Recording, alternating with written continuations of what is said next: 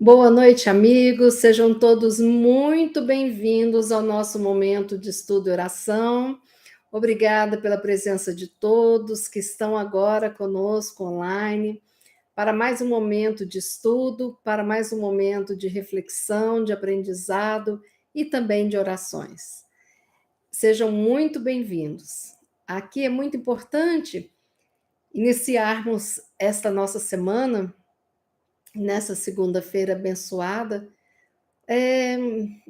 buscando o equilíbrio, o fortalecimento e o auxílio que vem do alto para que a gente possa continuar a nossa jornada mais firme, plantando esperança, fé e a certeza de que estamos vencendo e que vamos vencer todas as vicissitudes da vida. Estamos em processo de evolução e isso precisa de estar claro para nós, para que o nosso coração fique sempre aquecido, não é mesmo? Fácil é? Não, mas nós estamos todos aqui neste processo de aprendizagem, nesta escola bendita que é a Terra. Então, continuemos firmes na jornada, ajudando uns aos outros e nos fortalecendo para sairmos vencedores desta encarnação, não é mesmo? Jesus querido, nós te rogamos que abençoe a todos nós, abençoe os nossos lares e que sejamos intuídos para aprender os seus ensinamentos, que o Senhor possa estar conosco em todos os instantes da nossa vida, nos auxiliando, nos protegendo, iluminando os caminhos que o Senhor passa para que possamos tê-lo como o modelo nosso de todos os dias, de todos os momentos de nossa vida. Obrigada, Senhor. Então, nós começamos aqui já com algumas mensagens no chat ao vivo. Seu Antônio, boa noite, seja bem-vindo. Wilma, que coisa boa você aqui, seja bem-vinda. Dona Ivani também, Didi, Fátima Rossi, Célia, Ricardo Grilo, André Drummond, Marlene, Tita, boa noite, amigos queridos. Receber essas mensagens carinhosas de vocês é muito bom, né? Hoje nós vamos estudar este livro. Vocês estão vendo essa capa lindinha, durinha, maravilhosa? Porque eu tenho a coleção da série psicológica da Joana de Ângeles. Esse aqui é o volume 2, de nome O Homem Integral. E a psicografia da série psicológica de Joana de Ângeles Espírito é de Divaldo Franco. Pois bem, aqui nós temos um capítulo aqui, o capítulo 6, Maturidade Psicológica. E um dos subitens se chama A Reconquista da Identidade. E Joana de Ângeles nos traz algumas reflexões muito interessantes. Eu vou ler aqui para vocês apenas um pedacinho da lição, que é um pouco grande, e depois nós vamos comentando. Vou trazer para vocês algumas reflexões também dentro da psicologia, para ficar mais claro para todos nós, né? Bom, então, a reconquista da identidade tem alguns parágrafos. E a segunda parte desse texto é a seguinte: é um dever emocional assumir a sua identidade, conhecer-se e deixar-se conhecer. Certamente, não nos referimos à necessidade de um indivíduo viver as suas deficiências, impondo-as ao grupo social no qual se encontra. Não. Porém, não escamotear os próprios limites e anseios ainda não conseguidos, mantendo falsas posturas de sustentação impossível, é o compromisso existencial que leva a um equilibrado amadurecimento emocional. Afinal, todos os indivíduos se encontram na Terra em processo de evolução. Conseguida uma etapa, outra se lhe apresenta como o próximo passo. A satisfação, a parada no patamar conquistado, leva ao tédio e ao cansaço da vida. Aventurar-se no bom e profundo sentido da palavra é a estimulação de valores, revelação dos conteúdos íntimos, proposta de experiência nova. A ansiedade e a incerteza decorrentes do tentame fazem parte dos projetos da futura estabilidade psicológica, do armazenamento de dados que cooperam para uma vida estável, realizadora e feliz. Os insucessos e preocupações durante a empresa tornam-se inevitáveis e são eles que dão a verdadeira dimensão do que significa lutar, competir, estar vivo, ter uma identidade a sustentar. Deste modo, o indivíduo tem o dever de enfrentar-se, de descobrir qual é a sua identidade e, acima de tudo, aceitar-se. A aceitação faz parte do amadurecimento íntimo, no qual os inestimáveis bens da vida assomam a consciência, que passa a utilizá-los com sabedoria, engrandecendo-se na razão direta que os multiplica. A sociedade é constituída por pessoas de gostos e ideias diferentes, de estruturas psicológicas diversas, que se harmonizam em favor do todo.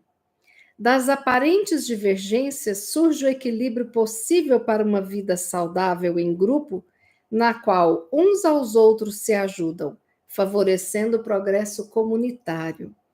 O descobrir-se que a própria identidade é única, especial, em decorrência de muitos fatores, favorece a manutenção do bem-estar íntimo, impedindo fugas atormentantes e inúteis.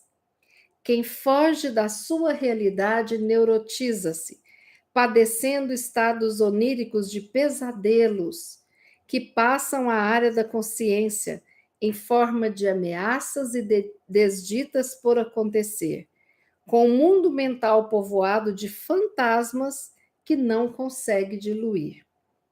Aceitando-se como é, possui-se estímulos para autoaprimorar-se, superando os limites e desajustes por educação, disciplina e lutas empreendidas em favor de conquistas mais expressivas.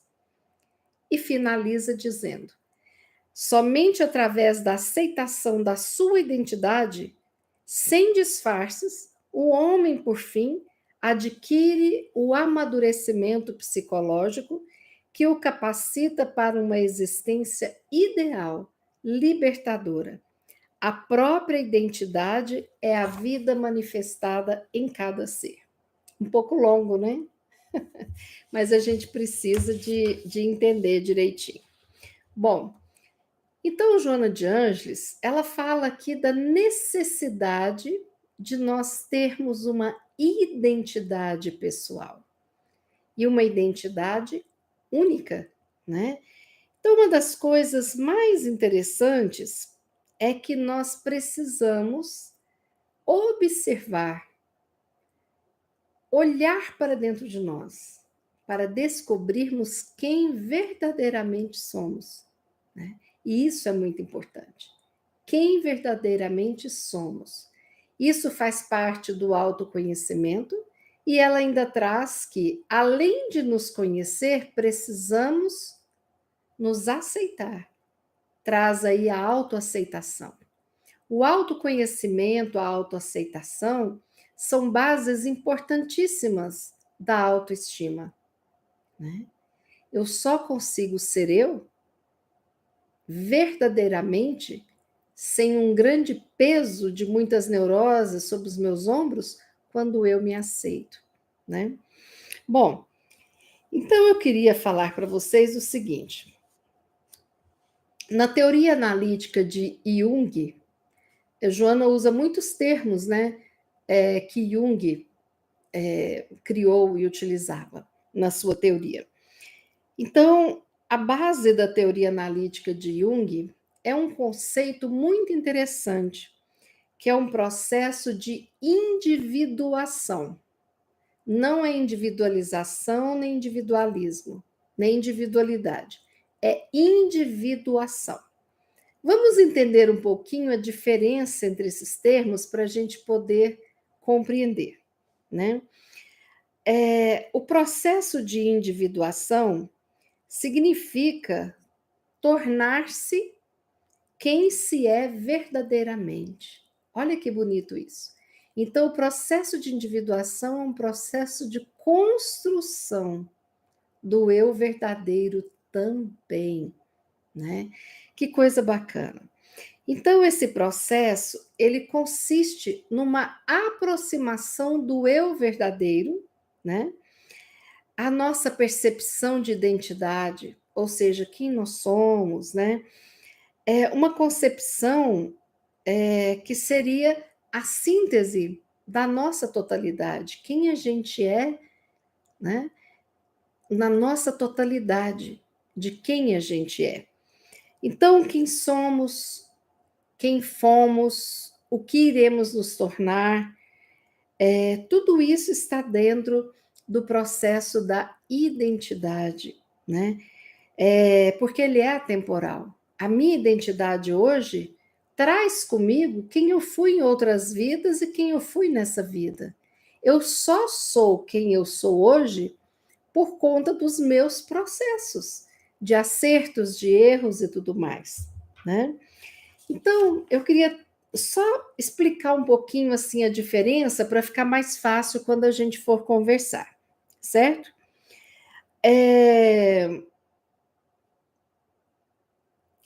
A individualidade da pessoa, né? Fulano tem uma desculpa, fulano tem uma individualidade. O que é? Fulano é diferente de Beltrano. Eu sou diferente de você. Nós todos somos indivíduos únicos, criados pelo Pai. Eu posso ter uma irmã gêmea univitelina que ela será outro ser com outra identidade, outro CPF, né? E outro conjunto do que forma o eu dela. Nós temos crenças que nos auxiliam, crenças limitantes, nós temos padrões de pensamentos, de sentimentos diferenciados uns dos outros, individuais, né? Então, a individualidade é algo benéfico, é algo bom.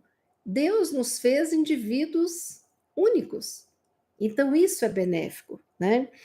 Todos nós temos na nossa individualidade os nossos gostos pessoais, os nossos hábitos, os nossos costumes, as nossas opiniões, os nossos valores, etc, né? Então a individualidade, ela tem uma relação direta, sim, com a identidade de uma pessoa, né?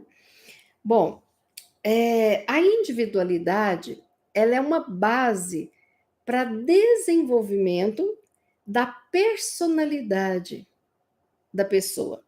E o que é essa personalidade? É o sistema psicológico integrado da pessoa, né?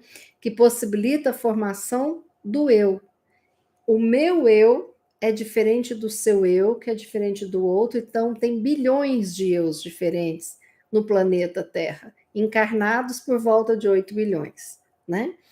Então isso significa o quê? Que a nossa personalidade, né, ela faz parte da nossa identidade, né, e tem a ver com a nossa individualidade. Pois bem, aí existe um processo chamado, dentro da psicologia, chamado individuação. Não é individualizar, não. Individuação. Que processo é esse? Né? É o processo onde a pessoa começa a se distinguir, a se tornar independente, a possuir a sua própria singularidade do outro. Então, o processo de individuação, a criança, quando está ali, ela vai se tornar diferente da sua mãe, diferente do seu pai, vai ser um outro ser, a criança. Então, esse processo de individuação, ele é importantíssimo, né? Porque ele está construindo, né, a identidade, a personalidade desse indivíduo, dessa pessoa, né? A individuação, que é esse processo de construção dessa individualidade, dessa singularidade, dessa independência, dessa unicidade, né? Ele é positivo. E é diferente do individualismo. O processo de individuação não é a pessoa ficar individualista, não. O individualismo é a pessoa viver para si. É uma pessoa que tem uma base egoísta, ou seja, tudo para mim, egocêntrica, eu sou o centro do universo, né? Uma individualidade que não respeita a individualidade de ninguém. Então, o individualismo, ele não é algo benéfico. Por quê? Porque ele quer tudo para si, quer ser o centro das atenções e não respeita a individualidade de ninguém, né? Então, você está numa fila, o individualista vai lá e quer furar a fila, né? Ele não está respeitando o mais idoso, ele está pegando um lugar que não pertence a ele e tudo mais, né? Então, individualismo tem a ver com egoísmo, com egocentrismo, diferente de individuação, que é a pessoa se tornar um indivíduo único, criador, né? Criatura de Deus, o Deus Pai Criador. E dentro da psicologia, por que é importantíssimo esse processo de individuação? É que essa independência vai trazer um fortalecimento, vai trazer à tona a personalidade, a individualidade que é aquela pessoa. Então, individuação é diferente de individualismo, né? Então, o que é o processo de individuar, né? Individuar significa alguém se tornar distinto do outro. Então, quando eu me distingo do meu pai, da minha mãe, e vou me tornando uma terceira pessoa diferente, eu estou neste processo de individuar, de individuação, certo? Onde um indivíduo se distingue de outro indivíduo. Então, quando a gente lembra daquela novela Mulheres de Areia, que tinha as duas gêmeas, a boazinha Ruth, a mazinha Raquel, ali o processo de individuação foi perfeito. Só que cada uma com sua personalidade, o seu eu, a sua identidade, né? Então, esse processo é muito importante, porque é o processo em que a gente assume quem a gente é, né? Então, eu posso pensar diferente dos meus pais, dos meus filhos, de todo mundo, né? Eu sou uma pessoa diferente. Por isso que uma relação a dois, de um casal, é muito importante cada um ter tido o seu processo de individuação bacana, sem individualismos, mas indivíduos que se respeitam, respeitam as suas identidades, as suas unicidades, são únicos ali, buscando somar as afinidades para que o relacionamento seja prazeroso, construtivo, né? Bom, então nós precisamos, segundo Joana, né, nós precisamos de preservar a nossa identidade, preservar a nossa individualidade, sem individualismo, sem egoísmos e egocentrismos. Para que a gente possa preservar a nossa individualidade, né, a nossa identidade, nós passamos pelo caminho do autoconhecimento, do autocuidado, e eu preciso me posicionar, né?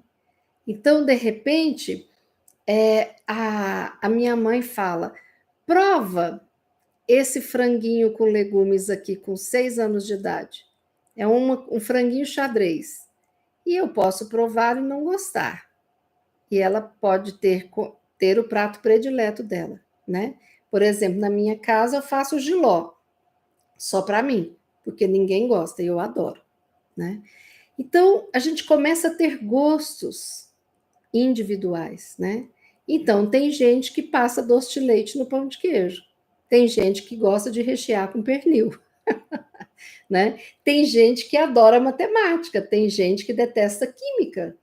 Tem pessoas que se identificam com a religião católica, tem pessoas que se identificam com a religião espírita. Tudo isso, processo de individuação que nos ajudou a sermos identidades distintas, veio para nos ajudar no nosso processo de evolução, né? Então, lembrando que a individualidade é benéfica, né?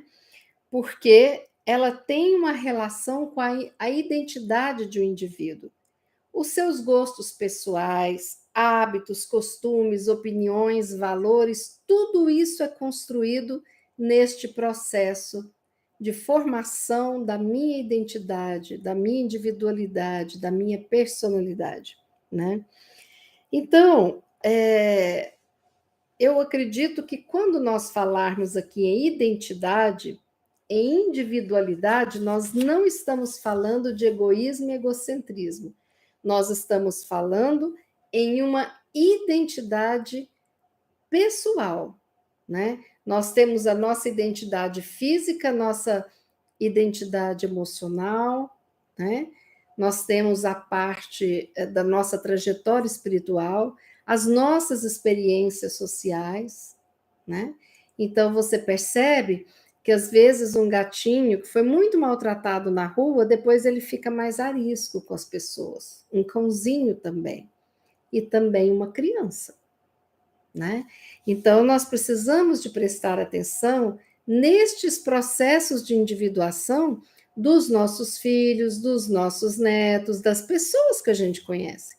Quando eu tenho a ideia de ficar irritado, sem paciência, ou apelar com os que pensam diferente de mim, então eu não estou respeitando o processo de identidade, não estou respeitando a identidade do outro, a individualidade que ele é. E estou querendo o quê? Um individualismo baseado no egocentrismo, né? Então, nós temos que tomar cuidado com isso. Talvez uma das coisas mais difíceis que tenha na vida é o relacionar-se com maturidade, porque aí nós precisamos de saber que o outro pensa diferente de nós. E muitas vezes não é nem porque quer, é porque o processo da vida evolutivo dele foi muito diferente do nosso processo, né? Eu me lembro que meu pai, quando eu era criança, né, ele era oficial de justiça. Então, ele tinha muitos casos que ele contava para a gente ficar mais esperto, mas eram casos assim, que deixavam a gente assim, meio que, meu Deus, tem isso no mundo, né? E aí, é claro que a visão dele é diferente de uma visão de alguém que trabalha num clube, tipo clube de fim de semana, né? Então, o meu pai lidava com pessoas, né, com casos dentro de um processo judicial, trabalhando com juízes de vara criminal e tudo mais complicado, né? Agora, uma outra pessoa, ele pode ser o porteiro de um clube, onde as pessoas vão passar o fim de semana, as famílias estão felizes, alegres, todo mundo bem, todo mundo tranquilo. Então, aquilo todo dia de uma profissão, ele ajuda numa formação de identidade, de pensamentos, sentimentos e valores do outro, entendem? Então, às vezes, a gente vê algumas características de que algumas profissões colocam, né? Então, eu brinco muito que, às vezes, eu tenho muita tristeza quando eu chego no aniversário, numa festa, eu estou querendo, às vezes, dançar, e alguém fala assim, conversa aqui com ela que ela é psicóloga, olha aqui, pode te ajudar. Gente, no aniversário, né? Ou senão você chega lá, tem esse dentista, eu queria te mostrar meu siso aqui para ver se eu preciso de operar, né? Não é por aí. Mas a gente traz exatamente dentro da gente essas características de acordo com a nossa profissão, né? E do momento da nossa vida. Então, hoje eu sou avó. Então, eu vejo os meus netos com outro olhar muito diferente do que eu via para os meus filhos, com muito menos medo, né? Porque hoje, com a minha idade, eu já sei que o mundo não é tão inseguro quanto eu achava quando tinha 4 filhos pequenos, né? Então, dependendo do tempo que estamos vivendo, da nossa idade, das nossas experiências, vocês vejam bem como que estarão as crianças, né? Desses 2 países que estão em guerra. Como que será essa geração, né? Essa geração das crianças da Rússia, da Ucrânia, né? Como ficaram a geração dos filhos daquelas pessoas que passaram por guerras, né? Como será que foi aquela geração das pessoas no Japão depois de Hiroshima, né? Como será que ficou o nosso Brasil, né? Em épocas em que os primeiros, né, povos chegaram aqui depois dos indígenas que já habitavam aqui, né? Que eram nascidos aqui. Então, nós temos tudo isso no nosso inconsciente. E hoje? Como é que fica minha vovó, se eu tiver uma vovó de 100 anos, percebendo que eu estou fazendo vídeo, live, que a gente está falando com alguém do outro lado do mundo? Essa vovó que na época que ela nasceu, não tinha nem telefone direito, né? Era discado com telefonista e olhe lá, né?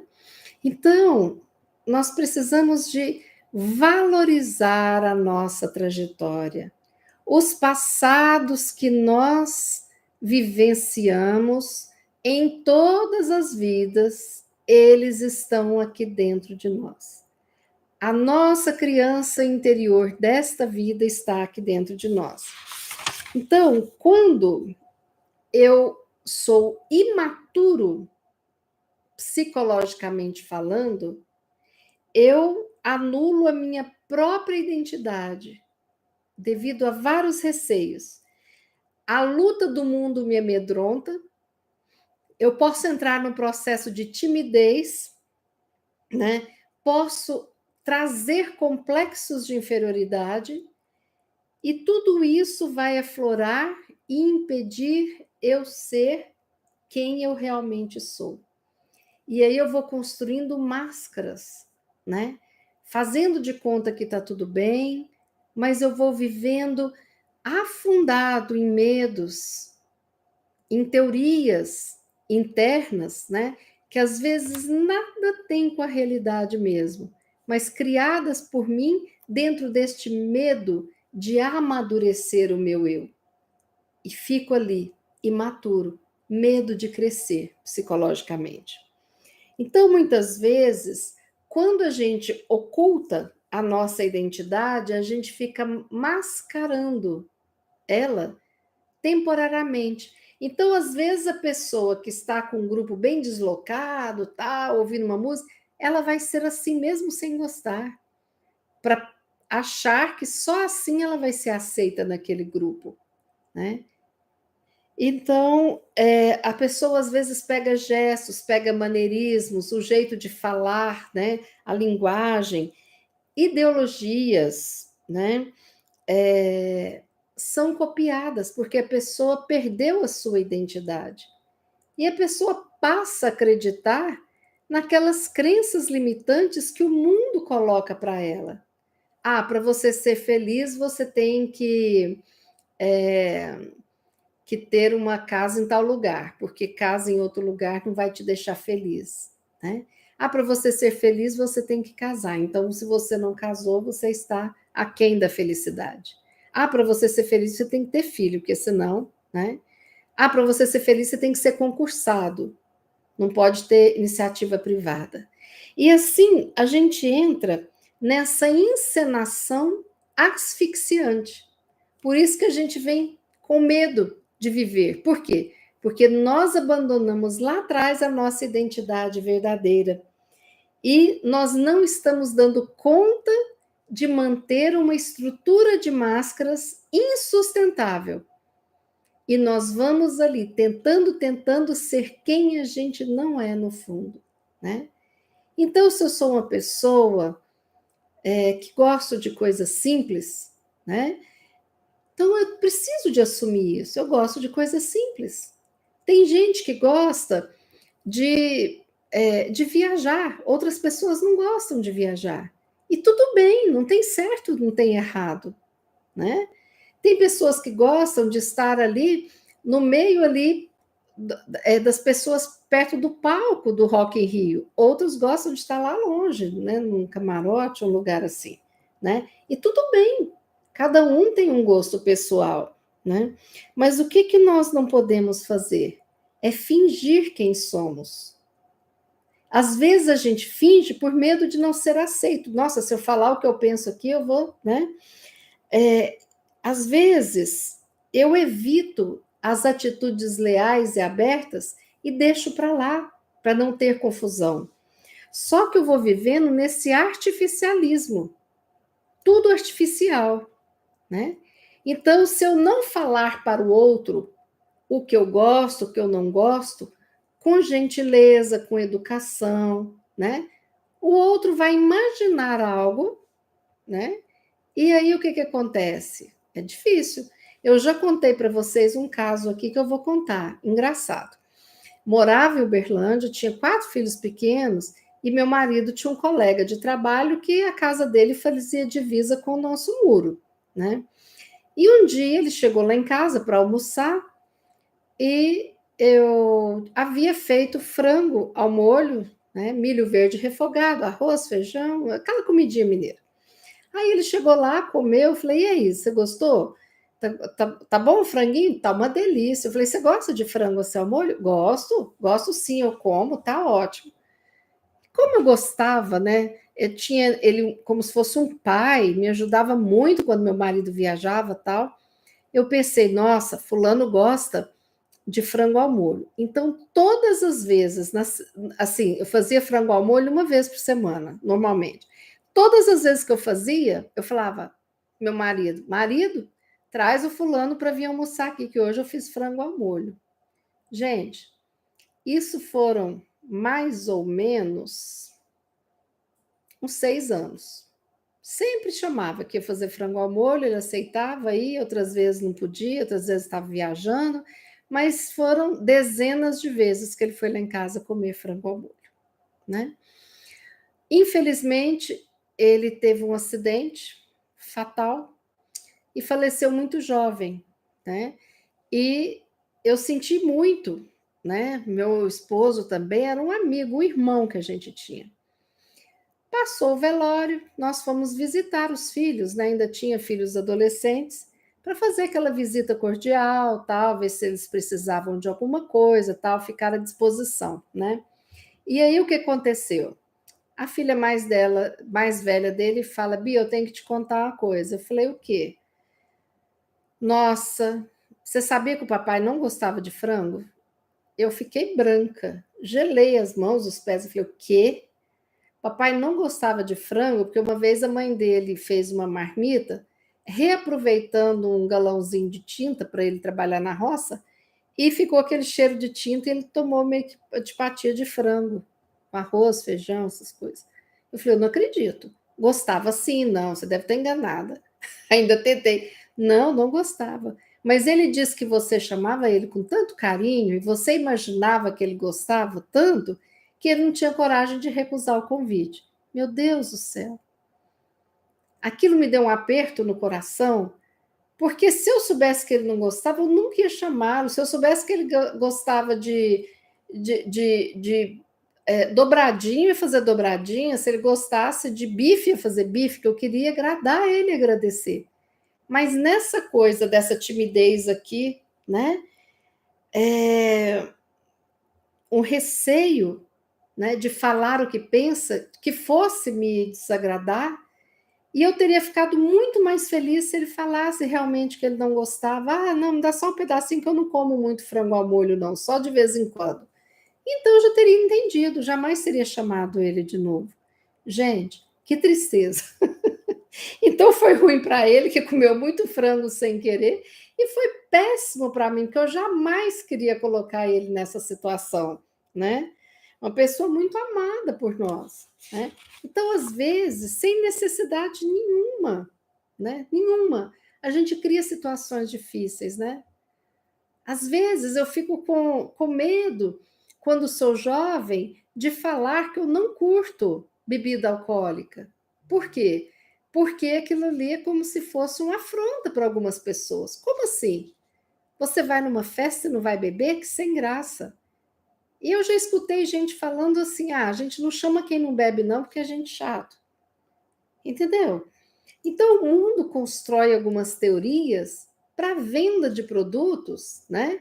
E tá todo mundo rindo, tal. Será que a gente só consegue a felicidade bebendo? Será que quem tem alergia a glúten ou a cerveja nunca vai ser feliz, né?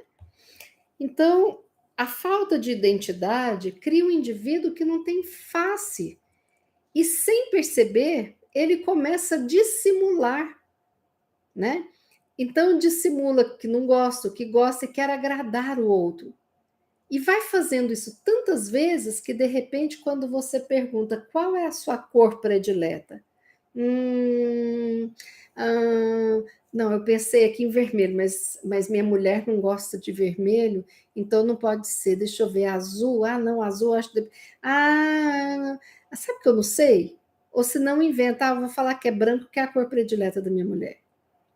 Isso é individualidade? Essa pessoa está com uma identidade formada? Não, né? Então, o que eu penso, sou eu que penso, que pode estar de acordo com o que o meu funcionário pensa, com o que o meu marido, a minha filha, minha mãe pensa. E é isso que é a afinidade. Quando identidades semelhantes, parecidinhas em gostos, em objetivos do mais se unem, gera aquela harmonia, porque existe uma afinidade de identidades, que é uma afinidade energética, espiritual. Bacana. Mas como que eu vou saber se eu tenho essa identidade? Se com cada grupo de pessoas eu sou uma pessoa diferente, né? Eu fico uma pessoa sem identidade. Então, a identidade, nós precisamos saber que todas as fases que a gente vivencia na vida ajuda a amadurecer. Então, de repente, eu poderia achar maravilhoso um casaco de peles. Quando eu era adolescente, falava, eu quero ter um casaco de peles fantástico na vida adulta. Quando eu vou ficando adulta, que eu descubro que os bichinhos são sacrificados, que o couro é retirado, que eles são jogados, né, mortos cruelmente, e se eu sou uma pessoa que eu gosto de animais, eu jamais vou usar um casaco de pele. E eu não vou usar para aparecer naquele meio que eu vivo. Eu vou fazer o quê? Eu vou ter que mostrar que não, eu não uso casaco de peles, né? Então, se de repente eu queria experimentar um cigarro aqui, outro ali, aí eu percebo que tem um vô, né? Um dos meus avós estão ali com oxigênio, sofrendo, tal. Eu percebo aquele sofrimento e falo, não quero mais fumar, porque eu não quero isso para minha vida. Essa é a construção da identidade verdadeira. Eu posso mudar de opinião? Claro. Eu vou evoluindo, vou ficando diferente, né? Há muitas vidas atrás era comum um duelo. Hoje eu sou contra a pessoa andar com um revólver na cintura, né? Então, a construção da nossa identidade ela é ininterrupta, mas é importante eu saber quem eu sou, né? E aqui Joana fala uma coisa, essa frase aqui de Joana é maravilhosa. É um dever emocional assumir a sua identidade, conhecer-se e deixar-se conhecer, né? Eu já vi muitas vezes casais que casam muito enganados. Fulano é nervoso, mas aí quando tá na casa da namorada é bonzinho, arruma a cozinha e tal, mas na casa dele ele odeia, né? Então o que é isso? A pessoa não tem como me conhecer, porque se eu estou criando um personagem, não vai me conhecer, né? Então, nós precisamos de verificar que nós temos limites e esses limites têm que ser respeitados. Porque se eu não respeito os meus limites, né? Então, por exemplo, eu preciso de dormir 6 horas.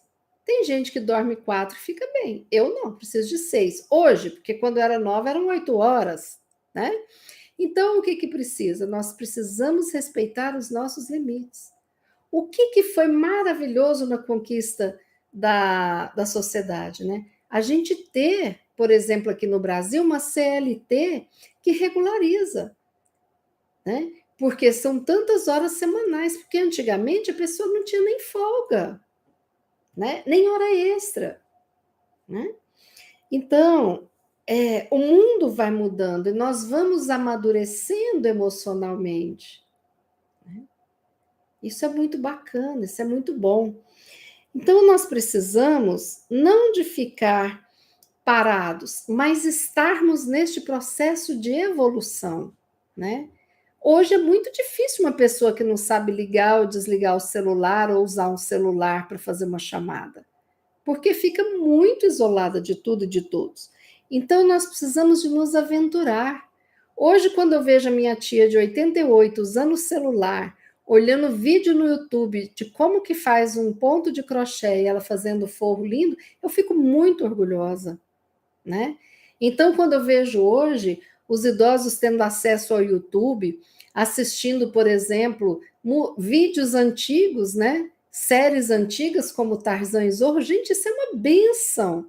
É libertador, cuida muito da solidão daquele que está em casa, esperando enquanto os outros estão trabalhando tantas vezes, né?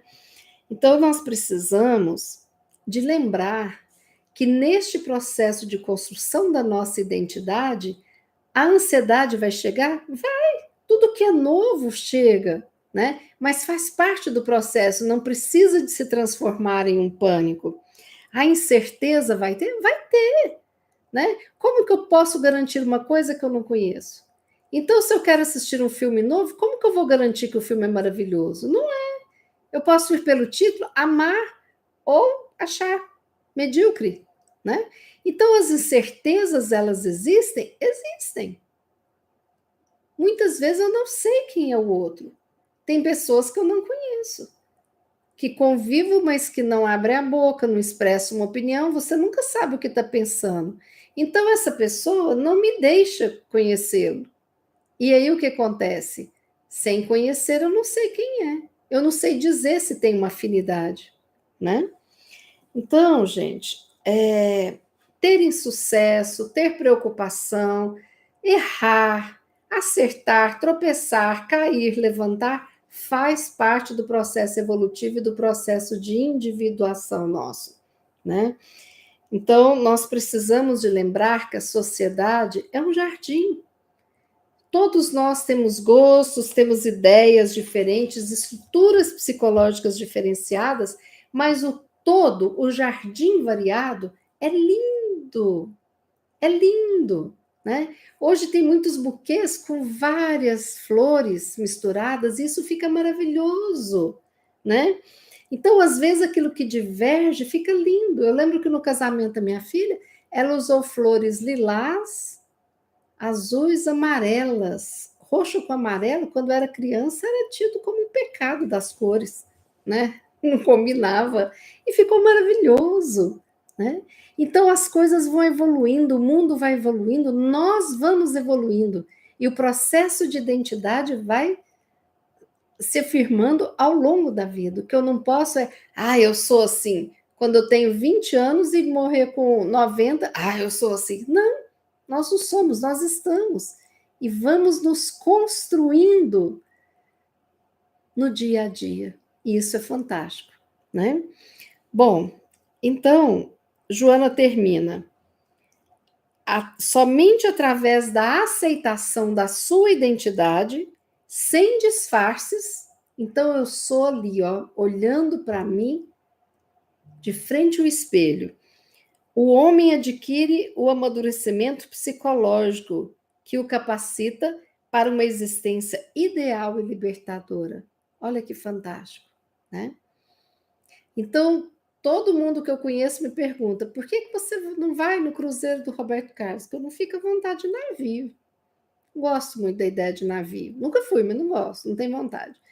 Então, as pessoas às vezes me chamam para fazer uma viagem assim, né, de barco, de navio, para uma ilha e tal. Eu falei, gente, se eu gostasse de navio, eu ia no cruzeiro do Roberto Carlos, não é mesmo? Então, assim, a gente precisa de assumir o que a gente gosta, o que a gente não gosta, né? Então, eu prefiro muito mais ir no restaurante do que ir no boteco, né? Eu prefiro muito mais o cinema do que muitas baladas. Então, essa sou eu. É errado o outro? Não, não é errado. É só diferente. E os diferentes são importantes na soma de um todo, né? Porque se todo mundo for redondo, como é que a gente vai encaixar esse quebra-cabeça? Cada peça tem a sua característica peculiar e tem um espaço para ela reservado no tabuleiro ali. E nós somos pessoas, somos indivíduos e tem um espaço para cada um de nós nesse universo grande de meu Deus. E Joana termina: a própria identidade é a vida manifestada em cada ser. É isso que é a beleza. Quando a gente olha, chega e vê milhares de tipos de aves que existem no universo, na Terra, né? Os tipos de peixes, de plantas e tudo mais, essa diversidade, cada um com a sua identidade, né? Quando eu descobri que existia um peixe que ele ficava ali na paredinha do aquário, limpando o aquário, falei, meu Deus, como que Deus é perfeito, né? Aí quando eu soube na ostra que a areia que chega lá, né? Ao invés dela desesperar, ela transforma aquele grão de areia numa pérola maravilhosa.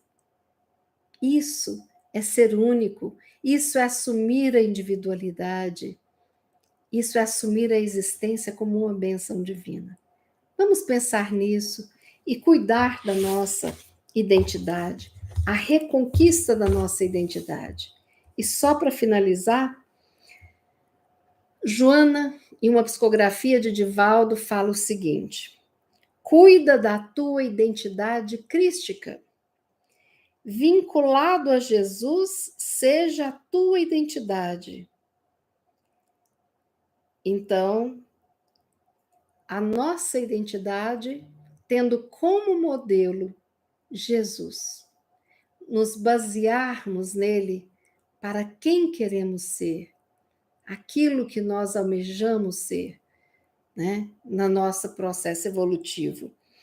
E para termos a identidade semelhante a Jesus, como assim eu vou ser semelhante a Jesus? Vou usar barba? Não, não é isso. Sorrir, amar, auxiliar e lutar nesse processo de autoiluminação que nós estamos, lutando contra os nossos egoísmos, egocentrismos e tudo mais. Evoluir, trilhando o caminho da iluminação, tendo Jesus como modelo. Cuidar para que a nossa identidade seja uma identidade crística também, né? Que segue os passos do nosso querido Jesus. Essa era a lição que eu queria trazer hoje. Que nós aqui do Estudo Oração temos a afinidade de termos identidades semelhantes em muitos pontos, e isso é muito bom, né? Por isso que é bom estarmos juntos. Vamos fazer a nossa prece final. Jesus, Mestre querido, obrigada por nos confiar esses estudos tão maravilhosos através da mentora Joana e de Divaldo Franco. Jesus querido, obrigada pelas reflexões. Rogamos que o Senhor proteja, abençoe e ilumine os nossos lares, todos que conosco residem ou trabalham, abençoando os lares de toda a nossa família de origem e da nossa família atual. Que nós possamos ter os nossos pais, filhos, netos envoltos nessa luz de amor. Mas envolva também os lares vizinhos aos nossos, a nossa cidade, o nosso estado, o nosso país, todas as cidades e países do mundo, e que a terra seja envolta pela tua luz, pelo teu amor, Jesus. Porque somos pedacinhos deste grande universo, onde cada um de nós tem um papel, uma identidade, uma missão a cumprir. Dai-nos a força e a sabedoria para seguirmos em frente, reconstruindo a nossa identidade crística, tendo o Senhor como modelo, hoje e sempre. Abençoa, Jesus, todos os nossos irmãos que se encontram no infortúnio das doenças físicas, emocionais e espirituais.